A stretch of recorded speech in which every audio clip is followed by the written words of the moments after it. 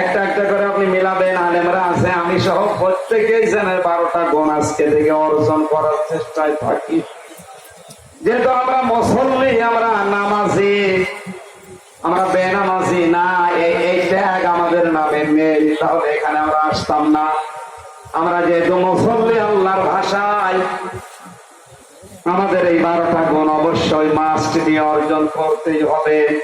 1 নম্বরে আল্লাহ পাক বলেন, আল্লাযীনা হুম আলা সালাতিহিম দায়িমুন। মানুষ অস্থির হবে না, হায় হতাশ করবে না, বিপদে পড়লে কৃপণ হয়ে যাবে না, আল্লাহর কল্যাণ কিছু পেলে। ওই মুসল্লি গুলো যারা নামাজ কন্টিনিউ করে, যারা নামাজে কায়েম থাকে। এখানে হাজারো মুসল্লি বসে আছে, অনেকে 5 ওয়াক্তের জায়গায় 3 ওয়াক্ত নামাজ পড়ে, আছে না নেই বলেন? আপনি কি মনে করেন আল্লাহর এই বিধানকে? আমি তো বুঝি না। মুসা আলাইহিস সালামের জামানায় আল্লাহ পাক একবার ঘোষণা দিয়েছেন মুসা নবীকে, যে একজন কামার, তাকে তুমি জান্নাতের সুসংবাদ দিয়ে দাও। মুসা নবী আবেগপূর্ণ নবী ছিলেন, কিছু হলে খালি প্রশ্ন করতেন। ডাক দিয়ে বলে, রব্বুল আলামিন, দুনিয়ায় দুনিয়ার লোক পেলেন, একটা কামারের নাম বললে কি করে সে এমন? আল্লাহ পাক বলেন, একটু দেখো। তালতলি বাজার মনে করেন, এরকম বাজারের এক কর্নারে যে দেখে কামার, তখন তার গোড়ার এগুলো লোহা পিটিয়ে গরম করে বানাচ্ছে। মগর মাথার উপরে তোলে, আবার লোহার উপরে পিঠায়।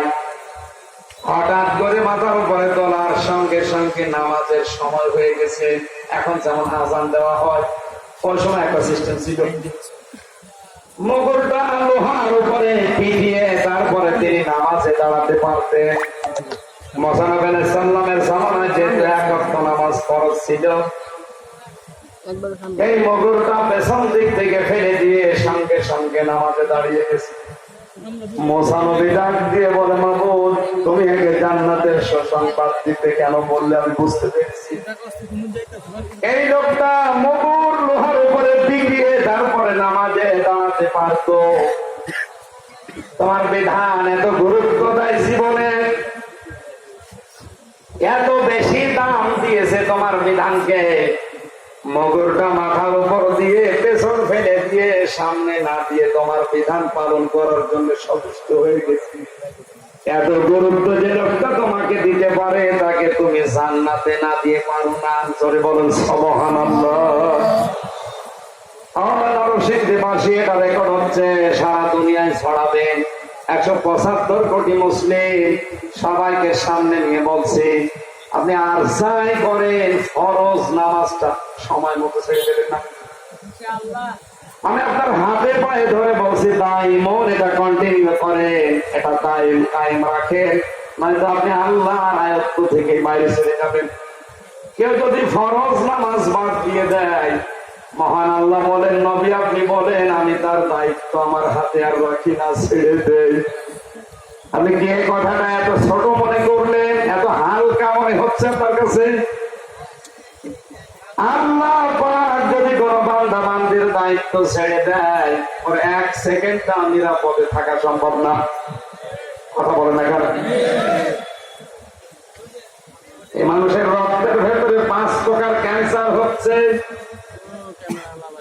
1 প্রকার যদি আল্লাহ লাগিয়ে দেয়, পুরা নরসিংদী বিক্রি করে ঔষধের পয়সা জোগাড় করতে পারবেন না। আপনি কার উপর ভরসা করে মস্তানি করার মতো বুঝে আসে না। আল্লাহ আপনার আয়াত দায়িত্ব যেন ছেড়ে না দেয়। 5 ওয়াক্ত ফরজ নামাজ অন্তত 17টা ফরজ শেষটা জীবন চলে গেল না। মেয়েদের 3 দিন 5 দিন 7 দিন 10 দিন ওটা নাই, মাপ বাদ দিলাম। তো পুরুষের তো অবস্থা নেই, শুধু পাগল হয়ে যাওয়া আর অজ্ঞান হয়ে যাওয়া ছাড়া আমাদের